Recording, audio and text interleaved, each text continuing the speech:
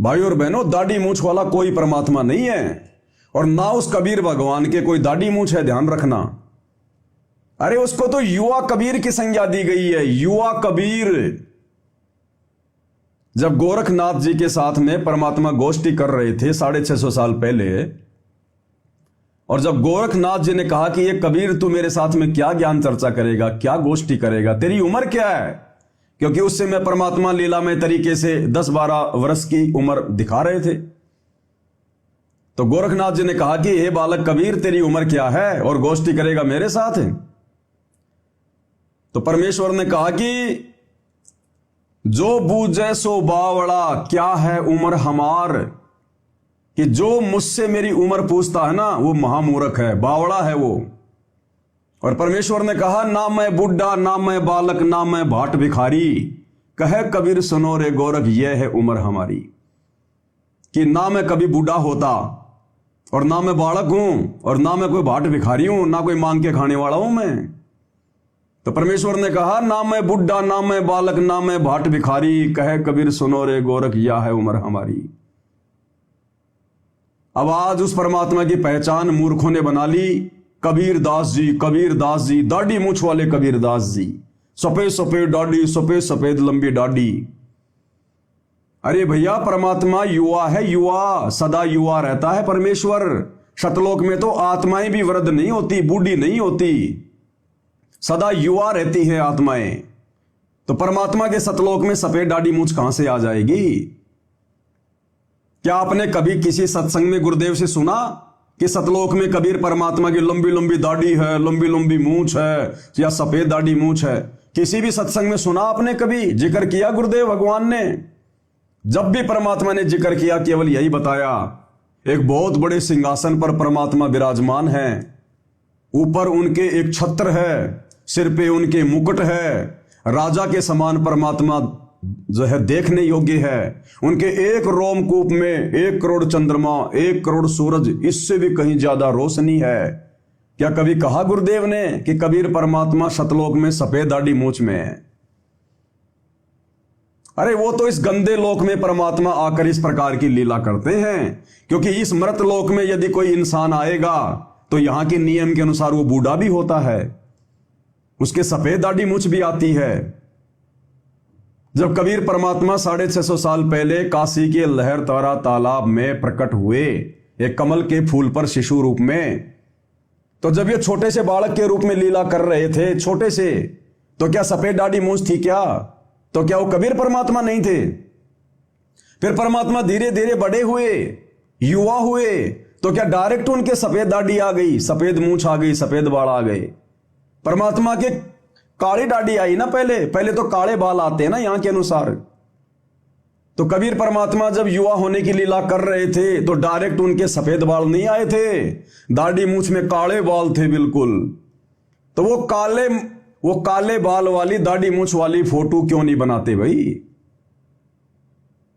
Direct सफेद वाली क्यों बना ली? और फिर हमारे अंदर एक धारणा पैदा हो गई कि ये सफेद दाढ़ी मूछ वाला ही कबीर भगवान है, जबकि कबीर परमेश्वर के कोई दाढ़ी मूछ नहीं है। अगर आपको कबीर परमात्मा का ओरिजिनल चेहरा देखना है तो अपने पूज्य गुरुदेव सतगुरु रामपाल जी भगवान का चेहरा ध्यान से देख लीजिएगा। ये उनका ओरिजिनल सतलोकीय चेहरा है, ओरिजिनल। और वर्तमान में गुरुदेव भगवान ये कबीर परमात्मा सतलोक से चलकर एज इट इज अपने ओरिजिनल रूप में आए हुए हैं। हमेशा ये परमात्मा अपने ओरिजिनल रूप में ही आता है। आपके विश्वास को दृढ़ करने के लिए एक छोटा सा सत्संग पूज्य गुरुदेव भगवान के मुखारबिंद से आपको सुनाते हैं। ये सत्संग है गुरुदेव भगवान का, सुनाते हैं आपको। परमात्मा इसमें क्या कह रहे हैं? गुरुदेव कह रहे हैं कि परमात्मा का एक विधान है, परमात्मा का एक विधान है, यानी उनकी भक्ति की कुछ नियम हैं, कुछ मर्यादा हैं।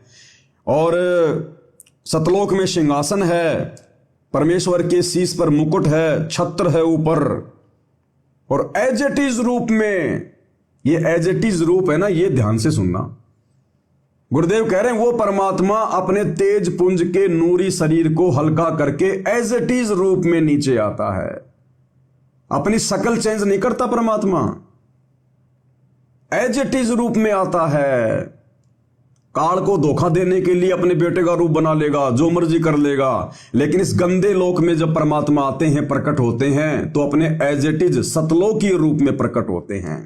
काल और दुर्गा नहीं पहचान पाते, उनको दिखाई नहीं देते। जिस प्रकार, क्योंकि परमेश्वर तो अनंत करोड़ सिद्धियों के स्वामी है, वो किसको क्या दिखाएंगे, किसको क्या नहीं दिखाएंगे, वो तो उनके ऊपर है। जैसे 650 साल पहले जब कबीर परमात्मा को सिकंदर लोधी जनता के दबाव में आकर काशी से बेड़ियों में जकड़कर दिल्ली ले आए खूनी हाथी के आगे मरवाने के लिए, तो उस समय परमेश्वर ने क्या किया, उस पीलवान को जो हाथी के ऊपर बैठा हुआ था, उस पीलवान को परमात्मा ने सिंह रूप दिखा दिया, शेर का रूप। हाथी को नहीं दिखाया, बाकी लोगों को तो वो कबीर जी दिखाई दे रहे हैं, और उस महावत को सिंह रूप दिखा दिया परमात्मा ने, और महावत हाथी से नीचे कूद के भाग गया डर के। उसके बाद परमात्मा ने शेर को भी दिखा, उसको हाथी को भी सिंह रूप दिखा दिया। जब महावत उसको दुखी करने लगा, परेशान करने लगा, तो परमात्मा ने उस हाथी को सिंह रूप दिखाया। उसके बाद में परमात्मा ने सिकंदर लोधी को सिंह रूप दिखाया। बाकी लोगों को नहीं दिखाई दे रहे थे, बाकी लोगों को तो बेड़ियों में जकड़े हुए वो कबीर जी दिखाई दे रहे थे, नहीं दिखाई दिए उनको। तो ये तो परमेश्वर की लीला के ऊपर है, उनकी मौज के ऊपर है। वो दुर्गा और काल को अपना क्या रूप दिखाते हैं, और उसी समय आप और हमें क्या रूप दिखाई दे रहा है। तो गुरुदेव भगवान कह रहे हैं कि जब वो परमात्मा इस पृथ्वी पर आता है अपने तेज पुंज के शरीर को हल्का करके, तो अपने एज इट इज रूप में आता है, एज इट इज रूप में, यानी जैसा उनका सतलोक में रूप है उसी रूप में परमात्मा आते हैं। तो आज वर्तमान में हम अपने गुरुदेव भगवान को परमात्मा मानते हैं कि नहीं मानते? साक्षात कबीर भगवान मानते हैं कि नहीं मानते? क्योंकि उनके अलावा तो कोई सतज्ञान का एक शब्द भी अपने मुंह से नहीं निकाल सकता। इस काल के लोक में सत्संग का एक शब्द कोई नहीं निकाल सकता। तो आज एज इट इज रूप में धरती पर सतगुरु रामपाल जी के रूप में कबीर भगवान प्रकट हैं, क्योंकि गुरुदेव कह रहे हैं वो परमात्मा अपने एज इट इज रूप में आते हैं। एज इट इज मतलब जैसे का तैसा, कोई बदलाव नहीं, कोई चेंजमेंट नहीं, केवल अपने उस नूरी तेजोमय रूप को हल्का करते हैं। तो एज इट इज का मतलब जैसे आज हमें हमारे गुरुदेव भगवान दिखाई दे रहे हैं, सतलोक में भी ये परमात्मा एक रूप में एज इट इज बैठा हुआ है। तो ध्यान से सुनना है सत्संग को भाई और बहनों। तो परमात्मा का एक विधान है, परमात्मा उसी विधान अनुसार अपने सब कार्य करते हैं। परमेश्वर सतलोक में रहते हैं, जिसको गीता जी में शाश्वत स्थान कहा है, सनातन परमधाम कहते हैं। और वहां परमात्मा मनुष्य दृश्य है, एक सिंहासन पर विराजमान है। एक बहुत बड़ा गुम्बद है परमात्मा के ऊपर, बहुत बड़ा एक मंदिर नुमा आकार का, उसके सेंटर में परमात्मा का सिंहासन है। उसके ऊपर मुकुट धारण करके परमात्मा बैठे हैं। सिर पर छत्र है दाता का, श्वेत चित्र है।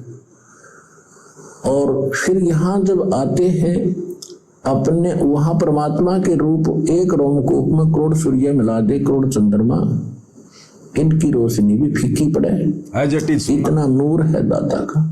यहाँ आते हैं तो शोभा को कम कर लेते हैं, हल्का तेज पुंज का शरीर बना लेते हैं, सरल करके आते हैं। यदि वो इसी रूप में यहाँ आ जाए तो हमारी चरम दृष्टि देख नहीं सकती, जैसे उल्लू सूर्य को नहीं देख सकता। इसलिए परमात्मा एक अपने तेज पुंज का हल्का शरीर बनाकर आते हैं, और वो मनुष्य दर्श तो है ही, अपने एज इट इज रूप में हमसे मिलते हैं, बातें करते हैं, लेकिन हमारे को अपने एज इट इज रूप में यहां आते हैं, हमसे मिलते हैं, हमसे बातें करते हैं, केवल अपने तेज को हल्का करते हैं, अपने नूर को हल्का करते हैं, अन्यथा हम उनको देख ही नहीं पाएंगे। हम दोपहर के समय में एक सूर्य की तरफ नहीं देख सकते, और जिस परमेश्वर के एक बाल में 1 करोड़ सूरज, 1 करोड़ चंद्रमा, इससे भी ज्यादा रोशनी, तो पूरी बॉडी में 3.5 करोड़ बाल होते हैं, 3.5 करोड़ रोमकूप। तो बताओ, अगर वो परमात्मा एज इट इज आ जाए अपने उसी रूप में, तेजोमय रूप में, हम कैसे देखेंगे उनको? तो गुरुदेव कह रहे हैं वो परमात्मा अपने तेजोमय रूप को हल्का करता है और एज इट इज परमात्मा यहां आता है, एज इट इज। तो आज परमात्मा एज इट इज आए हुए हैं, एज इट इज, जिस रूप में परमात्मा सतलोक में बैठे रहते हैं। तो आज जिस रूप में आप और हम अपने गुरुदेव भगवान को देख रहे हैं, जिस शकल में देख रहे हैं, ये उनका एज इट इज सतलोकीय रूप है, सतलोकीय रूप। तो गुरुदेव कह रहे हैं एज इट इज तो है ही, अपने एज इट इज रूप में हमसे मिलते हैं, बातें करते हैं, लेकिन हमारे को ज्ञान गलत प्राप्त होता है, परमात्मा की डेफिनेशन गलत होती है, हमारे हमने ग्रहण कर रखी होती है। इसलिए हम भगवान को निराकार मानते रहते हैं और साधु उनको संत मान करके ही हम उनको हरि कर देते थे। तो सुना भाई और बहनों आपने किस प्रकार से गुरुदेव भगवान अपने सत्संगों में अपनी पहचान के विषय में संकेत करते हैं, और इन संकेतों को समझना ही तत्व भेद है, तत्व भेद। और इस तत्व भेद की दया स्वयं गुरुदेव अपनी कुछ एक विशेष आत्माओं पर करते हैं, सबके ऊपर नहीं करते। तत्व भेद एक न्यारा रे साधु भाई, तत्व भेद एक न्यारा शब्द है ना गुरुदेव भगवान का। तत्व भेद एक न्यारा रे साधो भाई, तत्व भेद एक न्यारा, तत्व भेद एक न्यारा रे साधो भाई, तत्व भेद एक न्यारा।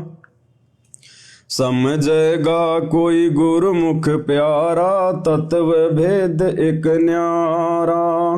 समझेगा कोई गुरुमुख प्यारा, तत्व भेद एक न्यारा।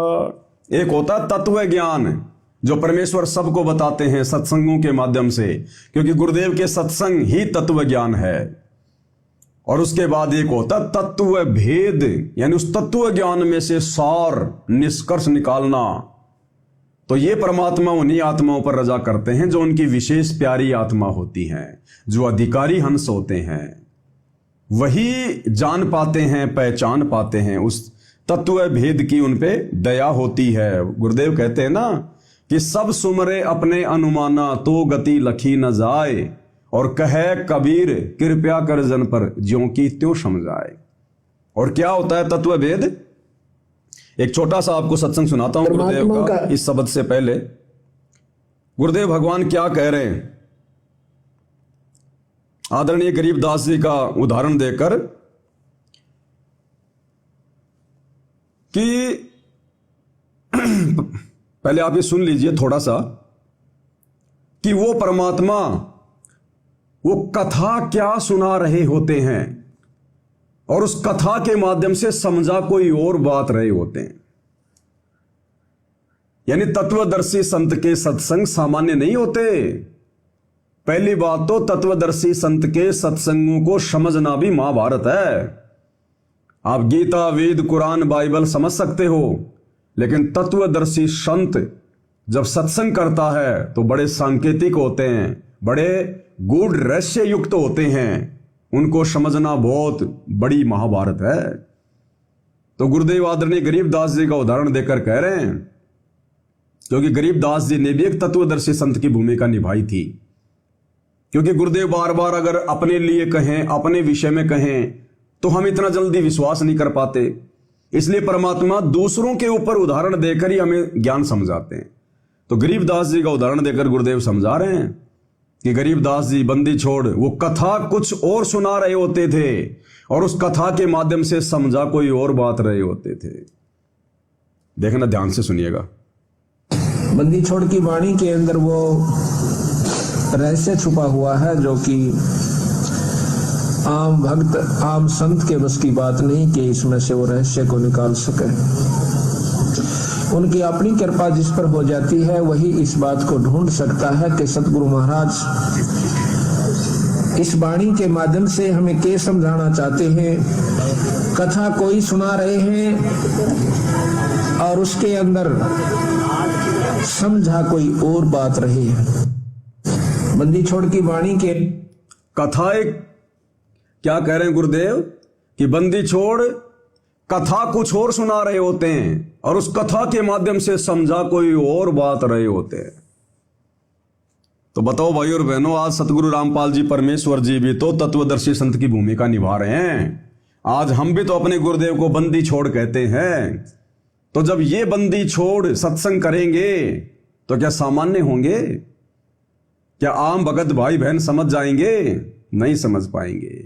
इसीलिए परमात्मा साध संगति को महत्व देते हैं कि साध संगति हरि भक्ति बिन कोई न उतरे पार, और निर्मल आदि अनादि है गंदा सब संसार। साध संगति और हरि भक्ति बिन कोई न उतरे पार। तो हरि की भक्ति तो हमें मिल गई। हरि कौन? कबीर परमात्मा। कबीर परमात्मा कौन? सतगुरु रामपाल जी। और उनकी भक्ति जो उन्होंने आज आकर हमें दी है, सत्संग दे दिए, 3 समय की आरती दे दी, मंत्र जाप दे दिए, 5 यज्ञ बता दी, धर्म कर्म की जानकारी दे दी। तो यह है हरि की भक्ति, क्योंकि हरि हमारे गुरुदेव भगवान है।